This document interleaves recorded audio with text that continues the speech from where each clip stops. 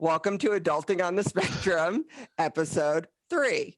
I'm Andrew Komarow, an autistic certified financial planner. I co-run Adulting on the Spectrum with my host, Eileen Lamb. Hey, Eileen. Hey guys, I'm Eileen Lamb. I'm an author and photographer from France. I'm autistic, and so are my children, Charlie and Jude. And with this podcast, we really wanted to highlight real voices of autistic adults. You hear a lot about inspirational stories in the media, but we wanted to talk about autistic like you, like me, their day-to-day life and what it's like to be autistic, even if you don't have a superpower. And I do not. I do not have a superpower. but you're wearing a superhero shirt. I am. So, do you want to have a superpower, or what would be your superpower? Well, I don't know. I guess that depends on what the superpower is. I don't want to be like Bouncing Boy of the Legion, but someone like Captain America, that'd be cool. I'd love to have the shield. Actually, I do. I do have an aluminum Captain America shield, but it's not going to stop bullets or anything. Well, so we would like to introduce Thomas McKean. He was diagnosed with autism and placed in a psychiatric facility that was custom at the time back in 1980 to 1983. He studied computer science, Parkland College. He received his GED and graduated high school a year early. And he is the reason why we have a puzzle piece. No, in all seriousness, Thomas has been an advocate for autism before I think a lot of us were even born, especially me, and I think Eileen. And, I think we can learn a lot from the people who have come before us. He is one of the 4 original advocates, along with Sean Barron, Donna Williams, and Temple Grandin. I don't know how the 4 were defined. I guess that could be one of our first questions. Is it like the Fantastic Four? I love the comic reference. I'm not sure how it was defined either. I know that for a while it started out with Temple and then me, and then Sean and Donna came along. But for a while, it was just the 4 of us, and the 4 of us we did a lot of work that kind of paved the way for the others that came after us. Mind you, we didn't know we were doing that at the time. And sorry, I kind of like jumped right in and kind of skipped your intro / bio, where I'm just so excited to talk with you. Is there anything else you would like to add? Well, in relation to the puzzle piece that we're going to be discussing, directly related to that, I served 2 terms, non-consecutive, a la Grover Cleveland, on the National Board of Directors of the Autism Society of America from 92 to 94, and then again from 97 to 2000.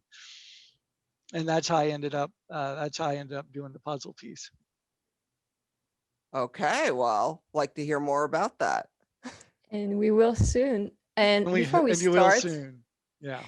There's a question we really want to ask all our guests, because there's a lot of, people on the spectrum, autistic people, they like to identify themselves differently. So we want to ask you, how do you like to identify yourself? Person with autism, autistic?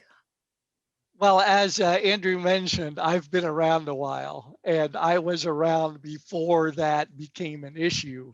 So I'm kind of good either way. I'm not really particular one way or the other, as some people are about it. If you had to pick one, would you, or would you just be like, nah? There are pros and cons to both. To me, it doesn't really matter. I've always had a little bit of a problem with political language. I mean, some of it's necessary, some of it's not. A lot of it's not. But person with autism or individual autism, that's definitely political. But I'm really not particular. Okay. And I may be in the minority on that, as far as people with autism go, but I'm in the minority on a lot of things as far as people with I'm autism with you. go. I But don't care. really, it doesn't bother you either? No, as long as it's respectful, ASP, I even say like I have Asperger's because that was, my diagnosis. I have autism, I'm autistic. I really don't care, either way. I think Oh, they're all fine. I like that. I like knowing I'm not the only one. I think you're probably a little, I think there are probably a lot more like you, and maybe because you don't have a preference, you're not vocal about not having a preference. So it's the people with maybe the very strong preferences who are very vocal. Maybe a lot of the people who are just neutral are just the ones like you. Silent. Well, Yeah. yeah, because it doesn't matter to them. So why say anything? Exactly. So, first question for you. Can you tell us a little bit more about your autism journey? When were you diagnosed? What was it like? Well, as you made mention just a little bit ago, I was diagnosed in '79. Of course, autism was way, way different back then, way different. And then the psychiatric facility came a year later in 1980. I had been seeing doctors and psychologists and therapists and whatever my whole life, which some of it I enjoyed because sometimes it got me out of taking a test at school, which is always kind of nice. I couldn't take the test because I had to see someone who showed me an ink blot, and I had to just kind of make something up about what it looked like, which was never real. I just I it would be years before I would cooperate with those people, and I didn't then, which might be why it took me so long to get diagnosed. But that was nice, not having to go to school. But eventually, someone figured it out. It was at the OSU hospitals, and the custom at the time, even back in the '80s, uh, you know, put them in an institution. And so I was there for 3 years. How old were you? That would be 14 to 17. And so, what happened while you were there? What was the experience like? And by the way, you don't have to share, but and you know what and anything you would like to share about where we've been over the past 30, 40 years and how things might have changed. Uh, well, if you have like 30, 40 hours to go through that, yeah. But uh, it was not really it wasn't a vacation spot. There was mental illness and suicide attempts and paranoia, and one guy did. I think I wrote about this in the book. One guy did try to kill me there. He came very close. Um, but so it wasn't really that wonderful of an experience. But I did survive. I survived, and I'm still here. And It's I guess when you go through something like that, you can either um, I guess you can be bitter about it and let it destroy you, or you can find some way to turn it around and channel it into something good. And I am absolutely certain those 3 years would go on later to make me a better advocate than what I would have been without them. And something else you have in common with me is you got your GED a year early. Oh, did you do that too? I got it a year early, but I actually got it 2 years early because I started kindergarten late for a speech delay. Go figure. And so I would have graduated at 19, but I got my GED at 17, actually. And I don't even usually publicly disclose this. I beat you. I spent more than 3 years in institutions from, 13 to 19, give or take some years in Yeah, between. we were talking about Yeah. that. So you know what I mean then when I talk about how it's not the nicest place to be. But I think what you said really, even for me just to say that right now, I talk so much publicly about so many things, and even trying to bring the real side of things. But even that, I it definitely shaped me into who I am today. I think something you said about how, you, I can't remember what you said, but it was something good. Like, you can choose to, move on, have it make you, stronger, or I can't repeat what you said, but they were good words. But So you thank you really for don't that. have a choice. I mean, it either makes you stronger or it eats you alive. That's a great way to put it. So That makes me sad to hear because, we talk about it right now and it happened to you many years ago. And I'm so sorry that happened to you guys. I didn't have that experience, but in France in 2021, this is still happening in France. People who have autism or autistic are often put in a psychiatric yard because people there don't know how to deal with that. And I think that's a reality that a lot of people don't know about. And, as a French person, that's something I would love to shine a light on. I feel like the US and other countries have moved on from that. Like autism, you don't usually end up in a psychiatric yard if you have autism. We've come a long way. But in certain countries, this is still a reality. And we can really make a difference and make sure that it doesn't happen to other autistic. Anyway, well, yeah. yeah. Well, Well, still, I guess one of the things I should be more proud of then is keeping as many people as I have out of the institutions over the course of time. Yeah, definitely. yeah. How have you done that? Uh, I'm not sure. People have told me that I've done it, Okay. and these are people who would know, so I have Okay. to believe them. My guess is it's happened a couple of things. First would be my sharing my own experiences with it. I wrote the book. I meant to hold that up. I'll have to see if I can find a copy of it around here somewhere. When you see people on the news, they've always got like their book in the background. I always thought that was so kind of hokey that I decided not to do that, but I could hold it up. But there is that. I wrote about it in there, and I think also just the awareness that I've done over the years, just the conferences and the consulting and all of the advocacy work that I've done, I think has brought a greater awareness to what autism is. I'm not the only one who's done that. I don't mean to say that. There are other people who have also, sacrificed to do this. But I think that's a part of it. I think the more we understand what autism is, the more we realize that maybe institutions aren't necessary and could in fact be counterproductive. Yeah, that's why awareness is so important. Right now, there's a big debate about awareness versus acceptance.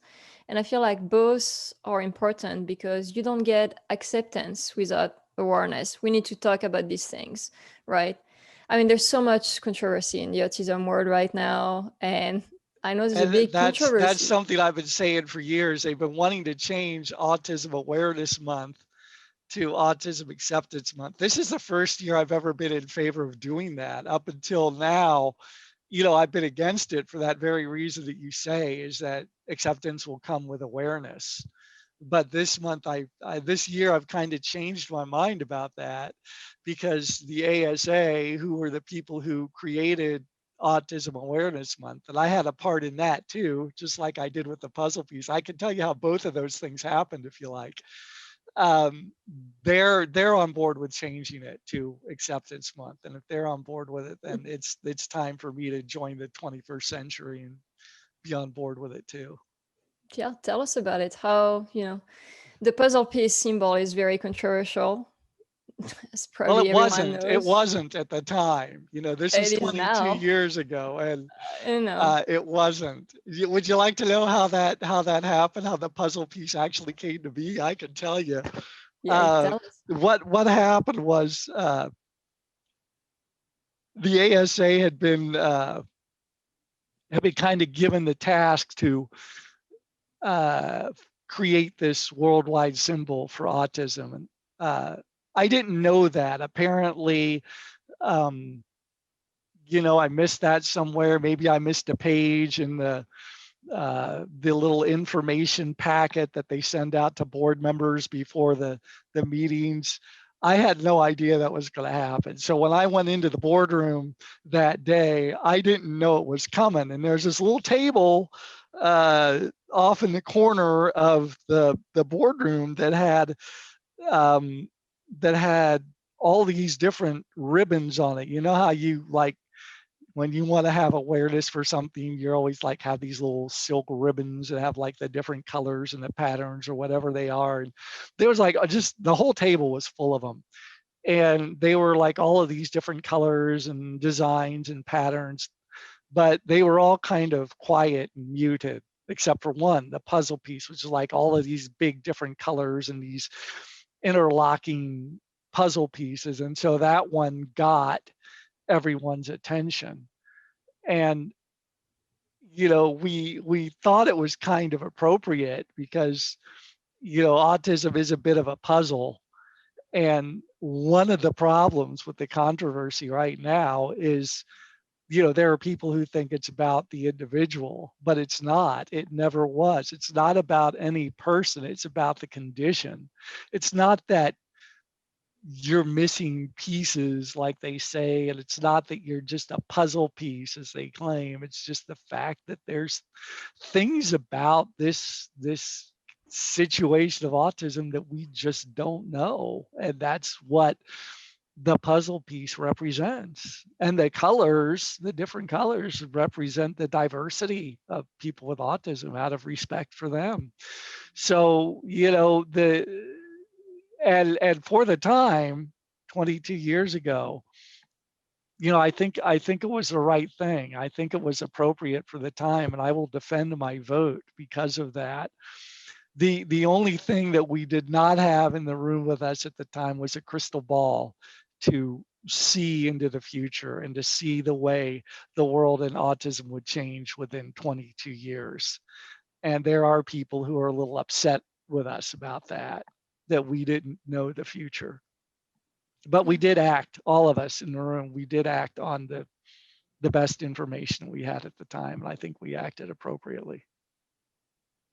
Now, that doesn't mean that since things have changed, that we can't change the puzzle piece. I would be okay with that. But I do think that for the time, it was the right thing. What's your opinion on changing it? Why would you be okay with that? Why do you think it would be a good choice or a good thing to I change the think puzzle that, piece? you know, those people who have a problem with it are just wrong in the sense that it's not disparaging to them. They're reading into it things that are not there.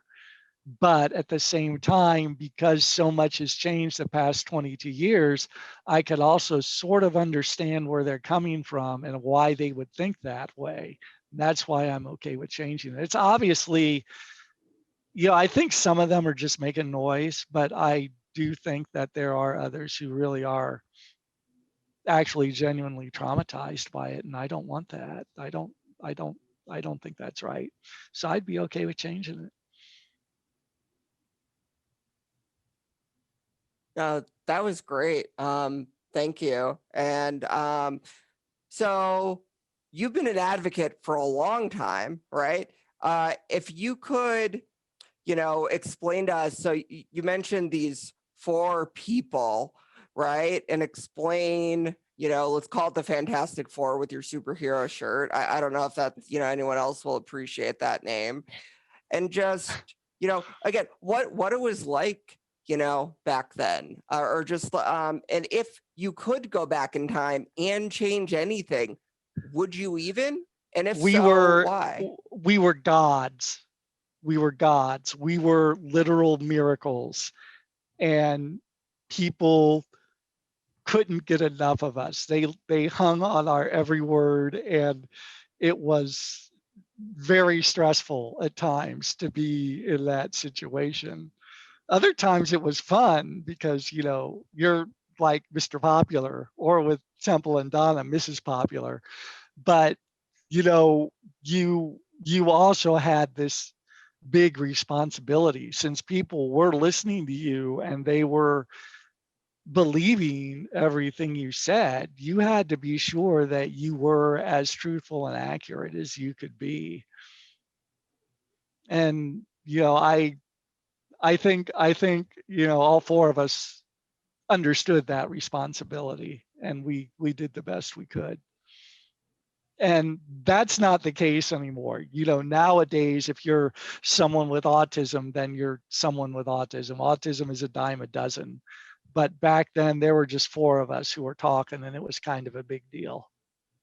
So, Yeah. you know, I'm glad that that the pressure is off of me that way, and I'm happy about that, because there were times that it was, you know, the pressure was just a little too much sometimes. But it was different. It was very different in that sense. You know, these were parents who uh, were just, I guess in that sense it's no different than now. Parents who are just looking to do the best they could for their kids, because they wanted their kids to be happy, and they wanted their kids to have a higher quality of life. Back then, though, autism meant you were this um, you know, nonverbal kid who was banging his head against the wall and screaming all day. And you know, there was a lot more emphasis on the more severe cases back then, because there was no Asperger's back then. That came later. I remember that.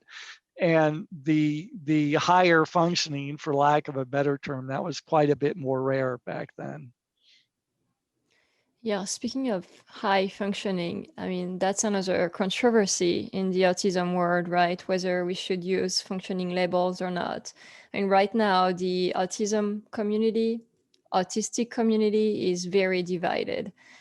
What do you think about what's going on right now and the divide and what you see on social media? In terms of the labels of high and low functioning, I never cared for them, even in the beginning, all those years ago.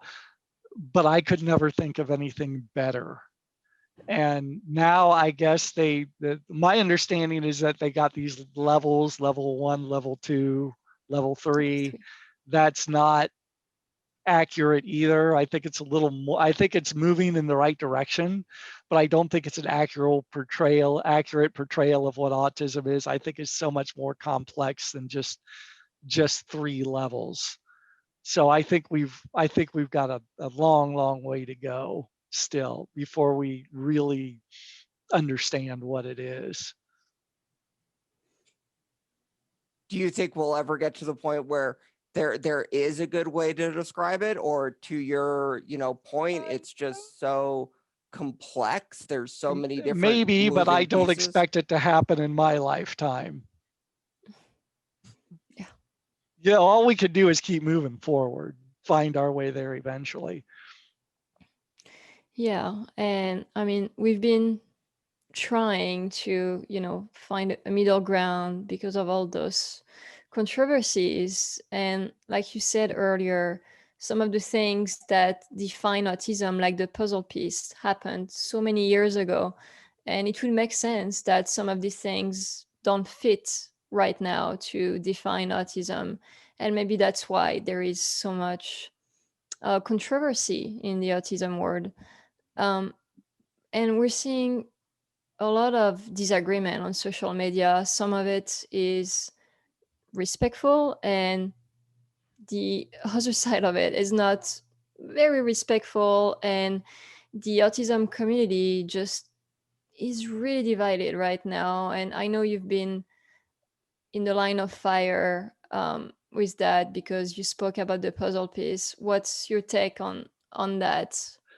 Well, if you unpack everything about the puzzle piece, there's just so many layers to it. There's just a layer upon layer upon layer upon layer of complexities to this whole puzzle piece controversy. I do think that the one thing this is not about is the actual puzzle piece. I really think that's got nothing to do with it. I think that the truth is it's just kind of this thing that they're putting there in place of what the real problem is. These are people who have been abused uh, by those who are claiming that they wanted to help them. And I don't for a second doubt that that's happened. I believe all of their stories. Hello, guys out there. Do you hear me? Do you hear me? I believe you. I believe you. I believe the stories. I believe the things that happened to them with the ABA. All of it. I believe all of it's true. I know the history of ABA, and I believe that the other things that may have happened to them that they've told me about. I believe every word of it. And if you're going to abuse somebody, find a person with autism, because there's really nothing they can do about it. That whole you got that whole nonverbal aspect on some. You've got the sensory overload on others. And sometimes when you have autism, there's really nothing you can do but sit there and let it happen, and all of that is just through no fault of your own. So yeah, that isn't right. It isn't right that it happened to them. It isn't right that it happened to me. Andrew, we know things have happened to you because you just said so. That isn't right. So I think that they're crying out about the abuse, and I think that they've got some legitimate gripes there. I just think that they're going after the wrong people, because the parents who are supporting the puzzle piece now, or the parents or people with autism who don't have a problem with it, they're not the ones that did it to them. And I've always, taking a step back as somebody who comes from the legal financial planning realm as well, where, lawyers until recently weren't even required to do continuing education, for example, right? So, a 60-year-old lawyer, 30, 40 years, that, there's a good chance they have no updates. And coming from that world in the language that was used, and hearing the logic behind person first language, right? And being trained as a professional before I knew I had autism. I was a chartered special needs consultant. And ironically, I got through that without knowing I had autism as well. So it goes to show you how little that course can teach you. That is a little ironic. So it was right around that time, in all fairness. But then, it's, if you look at the intent behind the person first language, right? It was good intent. It may not be the individual's preference, but it was good intent. And I hear professionals using identity first in the way from when they were back in the 1980s, when they were using identity first with you. They weren't using it in a positive way. And it's kind of like dressing in flare jeans or something. Like they're suddenly back in style, although they never changed, right? Or something like that. I don't know. I'm not stylish. I'll see what Eileen says about fashion. Well, you're right. But The person first language is still, at least it's supposed to be there to be respectful of the person with autism, indicating, hey, I recognize you as a person first, if that's what you're saying. But now there are people with autism who are taking offense at that and saying, well, no, autism is my identity, so I'm not a person with autism, I'm autistic. And then you have others who say I'm a person first, and it's enough to ruin your whole day trying to figure it out. and oh, sorry, you go, Eileen. Well, I think that's the issue, is that it's such a personal matter, how you feel about it, that I don't think it should be a community thing. Like, you need to ask the autistic person with autism, how they feel about it, you know? And if they can't tell you, well, I like person first language better or the other way, then their caregiver are going to be the person to ask, just because some people on the spectrum just don't have that ability to express themselves like on social media, or to express thought like, oh, I like person first language better. I mean, for a lot of people on the spectrum, their reality is that they can't even communicate beyond basic needs, such as I want water with AAC. And yeah, I'm speaking from experience because of my son Charlie, and that's like a touchy subject for me, because if one day he's able to tell me, hey, I don't like that you call me autistic or you say I have autism, I would just be like the happiest mom in the world. Like, if he comes, if it comes to it and he's able to express like these thoughts to me and make his voice heard, whether that's with AAC, sign language, I really don't care. Like, you know what I mean? And a lot of people on the spectrum, they just can't express their preference. And that's something we need to remember. Not everyone can advocate for themselves. And you also, if you can advocate for yourself, you also have to be careful to make sure that you don't claim that you're advocating for everyone. I have spoken for the autism community, but only when I had the authorization from powers that be to do so, such as when I voted on the puzzle piece. But it's not something that I've done for years. I don't think I ever will again. And you have to be careful that you don't say that. The people who are having the problem with the puzzle piece now, they're saying, well, we do speak for everyone with autism. And they're saying, someone ran a poll online and 12,000 people with autism responded that they had a problem with the puzzle piece. Okay, yeah, maybe that happened. But we also know that there's over 5.6 million people with autism here in the United States alone. 12,000 is just the tiniest percentage of that. So, and also the majority of people are not on the internet and are not able to vote. So, you can speak for yourself and you can say, I have a problem with it, or golly, I kind of like it. I've heard both. But you have to be careful when you're being an advocate. You have to be careful about making it clear who you're speaking for.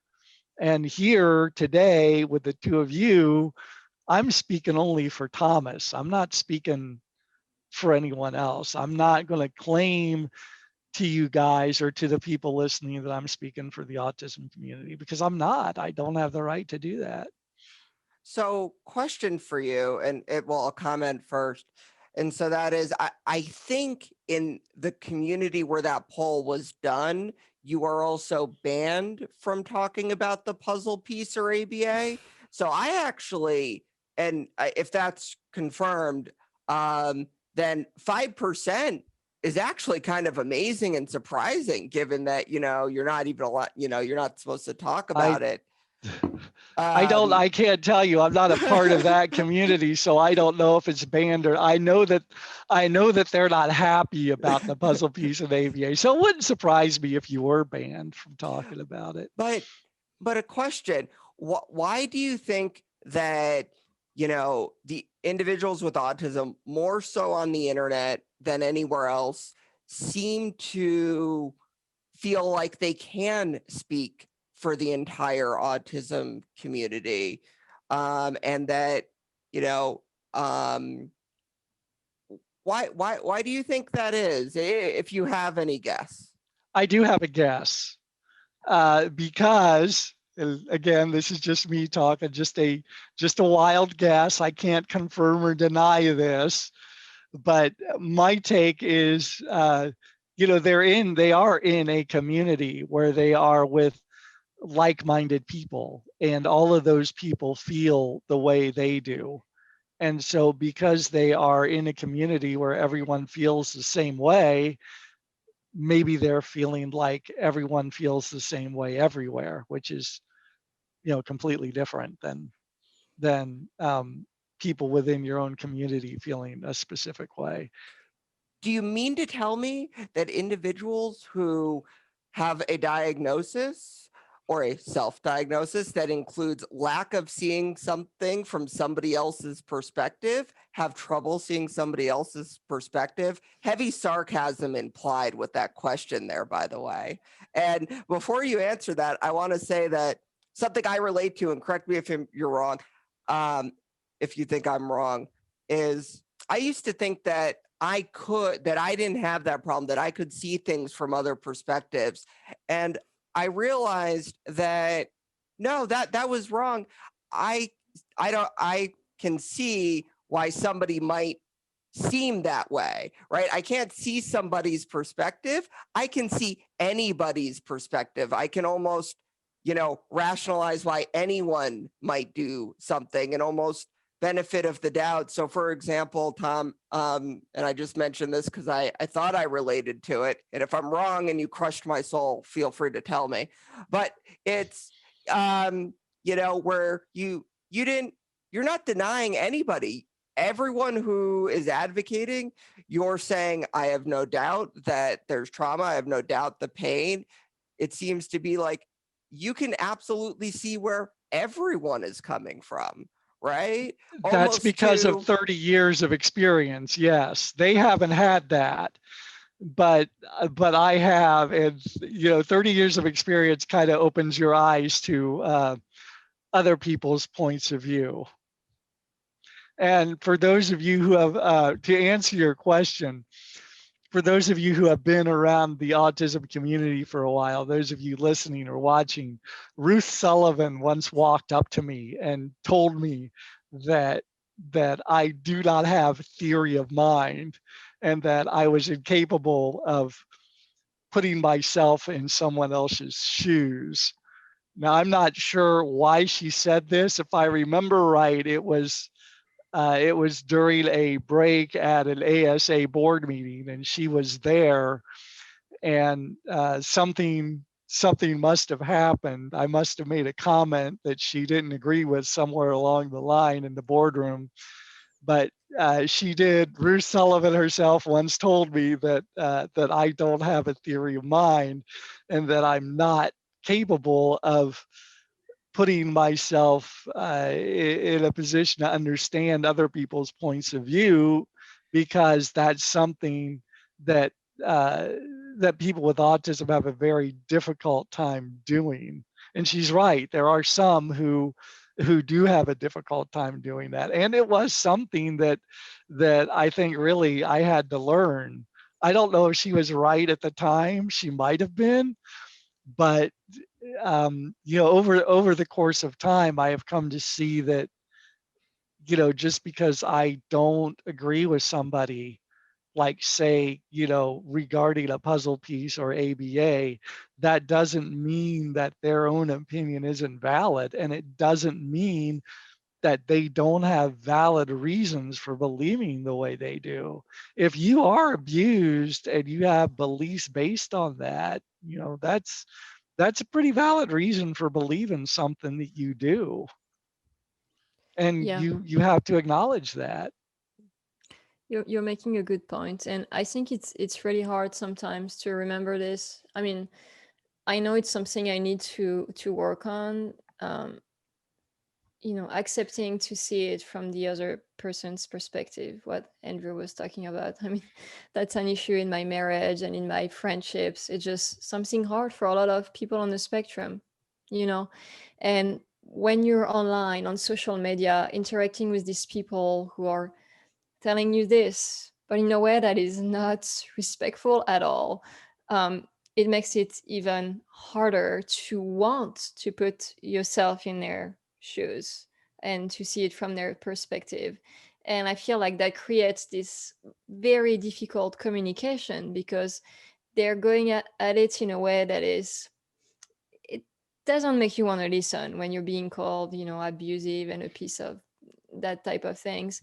And it just makes it harder for people to want to listen, and so then it just breaks the communication. When I think on a lot of things, we want the same thing. And I posted about this on my social media at the beginning of April. Like, in the end, it was a post about whether you light it up blue or red or use the infinity loop or the puzzle piece. Like, in the end, we want the same thing. We want autistic people to be accepted, to like have the same opportunities as other people. Um, and I think that's true. I think we don't know how to communicate with each other, but deep down, we want the same thing. And I'm sure there is a way to make it that we come together and make this happen. And that's why I'm really excited about this podcast. And talking about you today was like so nice, because you're very open to other opinions, and like you say, you have 30 years of experience, and it's really nice. I mean, you're one of the Fantastic Four, is that what we're calling it now? I like Yet it. you're open-minded. Well, I don't I know. hope I hope I'm Reed or Ben. I don't really want to be Johnny. He's a bit of a hothead. Uh, you're right about that. The the people who are bullying have told me, the reason that we're doing this is because people aren't going to listen to us unless we're angry. And they're almost right, not quite. It would be more accurate to say people are not listening to you because you're angry. And full disclosure here, because I know there are people listening who know me, and I don't really want to say this, but I don't want to be accused of hypocrisy either. I understand that. And that's another reason I get it, is because I know what anger is, and I know what rage is. You guys didn't know me a few years ago when I was just as angry as they are. I was angry at a different group, though. I was angry at the evangelicals, because these were people who were claiming to follow and practice a doctrine of love, and yet they and even more so their leadership were going around doing these hateful things, like saying, okay, let's just kill all the gays because that's what God wants, and quoting some obscure scripture to support it. And I had a problem with that. And you may remember that a couple of years ago, that really kind of got out of hand. And every time you turned around, there was another story about some preacher somewhere doing something like that. And I was angry about it, because to me it's not right to treat people that way. And I did come down kind of hard on the evangelicals for that. I didn't go so far as to do what the people against the puzzle piece and the ABA are doing now. I can give you some examples. There was a lady walking along with her daughter, and they were just out for a walk, and she was wearing a puzzle piece. I'm not sure if it was jewelry. I'm not sure if it was like a puzzle piece shirt. Not sure, how it was. There was something on her that was a puzzle piece, and she was walking with her daughter, and this person came up to her, didn't know her, never met her before, knew nothing about her, and accused her of wanting her child to die because she was wearing a puzzle piece. And to me, that's just not okay. And then since then, I've heard other stories. There are people who have called parents' places of employment trying to get them fired over a difference of opinion on the puzzle piece. There are people who have called Child Protective Services trying to get parents' kids taken away from them over a difference on the. What, you're raising your hand? Don't tell me that happened to you, The because last two things happened to me. Yeah, that's absolutely unacceptable. it is. It's unacceptable. You don't. That's not advocacy. That's not even bullying. That's something beyond bullying. Is there something behind it? We'll have to make up a Abuse? word. We'll have to make up a word. So yeah, I was angry. Now I didn't maybe I would have, in my rage and anger, gone that far. I didn't, because, you know, just after those 3 years in the institution, I came across these two people who I'm not exactly sure how to describe it. You know, my whole life, these doctors and therapists and people were trying to find a way to bring me out of the autism, and even in that place, no one was able to. And then, you know, right after I got out, these two people come along, no kind of mental health or psychiatric training at all, and they managed to do it to the extent that I am out of it anyway. And the way they did it was just, you know, coming into my world and bringing them out into theirs. And it was really something just that simple that no one else thought to do. And they were very devout believers, and they will always have their own kind of place in my heart, you know, because I love them. I love the two of them more than I love anyone else in the world. And we're still friends. And I did kind of come down rough on both of them. Michael, Gwen, I apologize here to podcast publicly to the whole world for you to hear. And, you know, anyone else who was offended, I'm sorry. I shouldn't have been as angry as I was. What I'm saying here, guys, is I understand the anger, and I understand the rage. And because I've been there, even recently, I also understand that there are things that are just not okay in ways that you express that. And it took me a few years of therapy to get over it. And people have called me privileged for that, you know, and maybe I am. And one thing all of this together has shown me is that one of the things advocates need to do right now, we need to put a higher emphasis on, is making appropriate mental health services available for all people with autism, and just people in general. You know, as cruel as the world is right now, everyone should have easy access to that kind of thing, and they don't. So they're angry because they don't have people to help them. They don't have people to help them because the help isn't there, which just makes them even more angry. So it's kind of this vicious circle with no way out.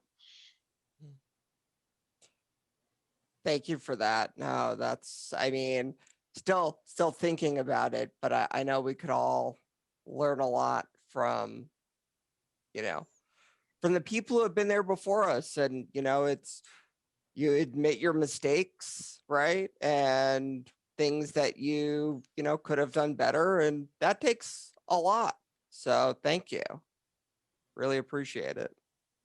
Should we move on to the quick fire questions? Sure. Eileen, do you want to do it this time? You don't have to. Sure. Really? Oh, okay. Well, there we go. Yeah. You don't have to. Yeah. So All right, we're gonna ask you some quick fire questions. So you answer. Yes, I that saw comes to those. your I mind. have a quick fire prop right here. I'm looking at it. I'll show it to you at the appropriate moment. I That's so went and I honest. got it and I put it here on the table because I knew you were going to ask. Go ahead. That's perfect. What is the best piece of advice you've ever been given? I don't really know. However, I can tell you a piece of advice which was a very good piece of advice that I got just before this whole thing that we did. I was outside. It was sunny and warm, and I was out there, and this neighbor walked up to me, and I told him, I said, you know, I'm doing kind of this interview, this podcast kind of thing. I've never done it before. A little nervous because I have no idea what I'm doing. And he said, you know, you're looking at this the wrong way. And you know, this is for anyone who you guys invite in the future. This is something that he said to me, and I'll pass on to them. He said, you're looking at this the wrong way. He said, it's not that you don't know what you're doing. You know exactly what you're doing.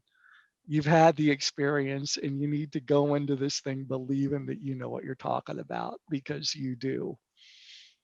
And he's right. You know, I think my record shows that I know what I'm talking about, that I know what I'm doing. And so I tried to come in here talking to the two of you, instead of thinking, you know, oh no, am I saying the wrong thing? Instead, believing, okay, Thomas, you know what you're doing. It's okay to talk. It's okay to have an opinion. Yeah, So that was that's good the way to do advice. it. Thank you, Joe. If you're out there listening, thank you for that. Thank you, Joe. What do you like to do to relax? That's the prop. Here it is. I don't know if you can see this. Some of you watching will recognize this. This is a Kenwood THD74A handheld amateur radio. I have an extra class amateur radio license, and I talk all over the world. And this is just one. I've got like base stations and antennas all over the place, police scanners and things like that. So that's one thing I do. You can tell by the shirt. I read a lot of comics. Um, you know, the comics actually turned out to be a big part of the work that I did when I was young. You know, when you're young and autistic, you're in this place where the world is very frightening because you don't understand it. And going into the comics was kind of an escape, because you were in these other worlds where the good guys won. Sometimes there were sacrifices, you know, sometimes they paid a price for winning, but the good guys win. And when the world is kind of a scary place, sometimes you want to be where the good guys win. And reading those, you know, and I have read literally thousands upon thousands upon thousands upon thousands of comics by now. And a lot of people would say, well, Thomas, you know, that's a wasted life. Maybe, but I don't think so, because they taught me good from bad. They taught me right from wrong. They taught me how to be a good and decent person, and they taught me what being a hero is about. And I took a lot of those lessons later on. I took a lot of that into the work that I did, into the advocacy that I did. So the comics really kind of helped me out with that. And one of the nice things about Facebook, aside from that whole social media thing and being able to talk to people without talking to them, which I think is important for a lot of people with autism, is that I have been able to tell a lot of those writers and artists who wrote them, you know, thank you for doing that. You didn't just help me, but in helping me, you've helped millions of other people around the world. And you know, I'm really thankful that I've gotten an opportunity to say that to them. And I'm thankful that they wrote the stories. So yeah, Captain America, Fantastic Four, Justice League, Legion of Superheroes, all of it. I've read it all. So I've done that. And there was, before you asked the next question, there was one more thing. What was it? I don't remember. There was, oh, movies. You don't see it right here where I'm pointing. There's a little shelf, and it's got over 2,000 DVDs of movies on it. Most of them are pure crap. We're talking things like just about every 1950s black and white rubber monster suit sci-fi piece of junk that's ever been made. The cheesier the movie is, the more I like it, because again, it's an escape from reality. You know, and I don't mind spending time in reality, but sometimes, you know, when you have autism, it's just a good thing to be able to escape it on occasion. What's your favorite crap movie to escape reality? I don't know, because I've seen so many of them that it's difficult. I think the reason that I mentioned the 50s rubber monster suit sci-fi movies is because I just absolutely love those. I like the classics. I like the low budget things. You know, Karloff, Lugosi, and Price. I'll see anything with them in it. You know, they were great. Andrew's like, I don't know what that means, Andrew, that look. Are you Me like, well, either. yeah, bring it? Or are you like, man, you're nuts? Or are you like, yeah, I love them too? No idea what that is. I have no idea what you're talking about. Okay, for those who don't know what I'm talking about Boris Karloff, Bela Lugosi, and Vincent Price. Karloff, that didn't help. probably best known for the Frankenstein movies back in the Okay. 30s. Okay. Lugosi, same thing, except he was Dracula. Listen to them, the children of the night. What music they make, right?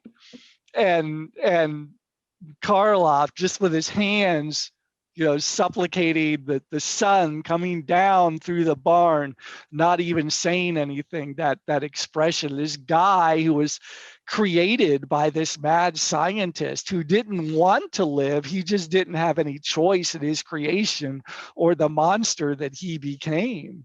You know, none of that is his fault.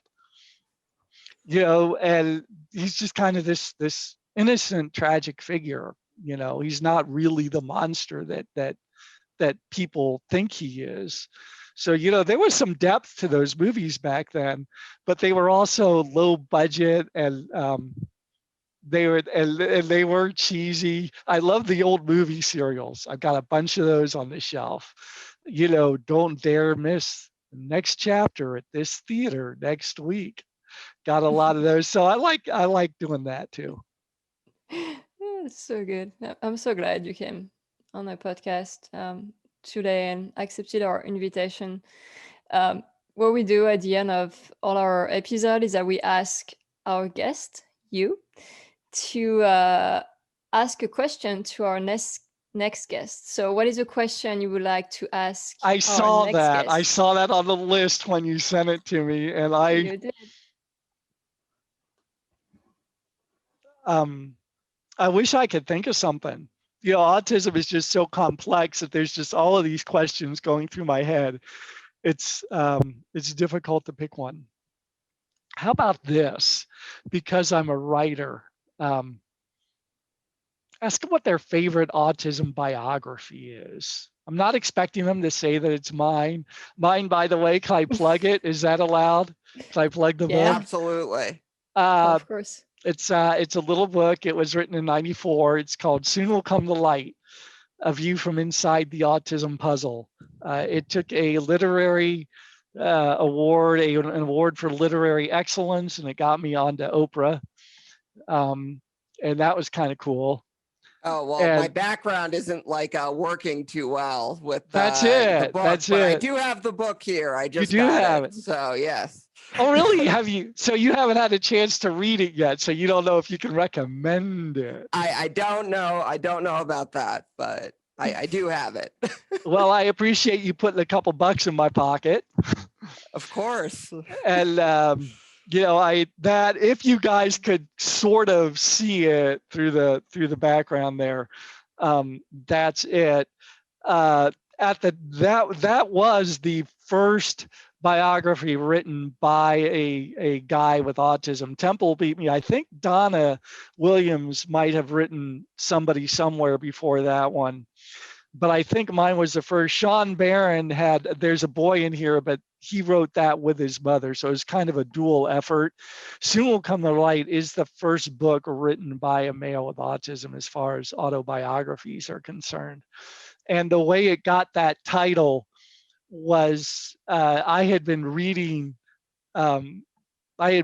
books by professionals in the autism field. This is back in the early 90s, back in the golden age of advocacy, before the four of us had really gotten anything accomplished. And all of them were hopeless. Put your kid in an institution and forget about them and go on with your life. And I really didn't like that.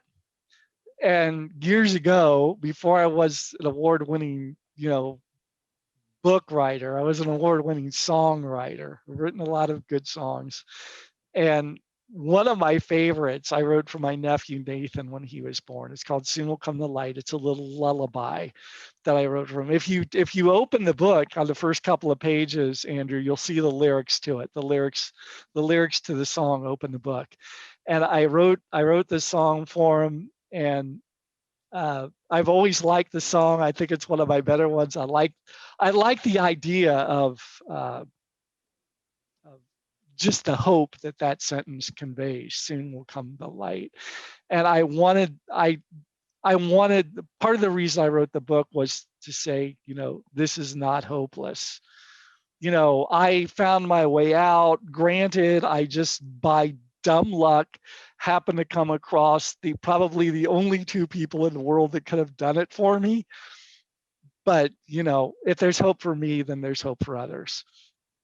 And no, autism is not the best thing in the world to have, but it's not hopeless either. And that was really sort of the message that I wanted to convey right down to the title of the book.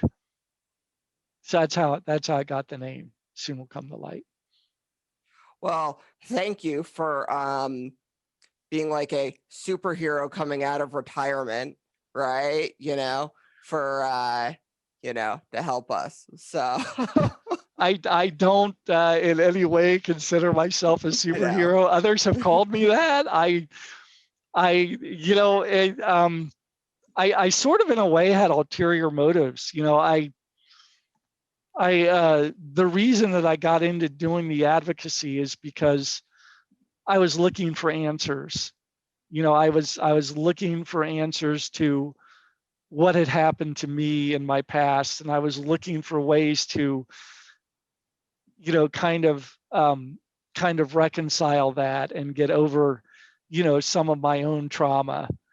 And so it didn't take long though before I realized that I was in doing that, I was actually making a difference for others. And when I began to realize that, when I began to see that there were people's lives, just literally all over the world that were being positively affected by the work that I was doing, this cause kind of changed for me, and it kind of got the focus off of me and onto them, because I saw that this is a good purpose to have. This is a noble purpose.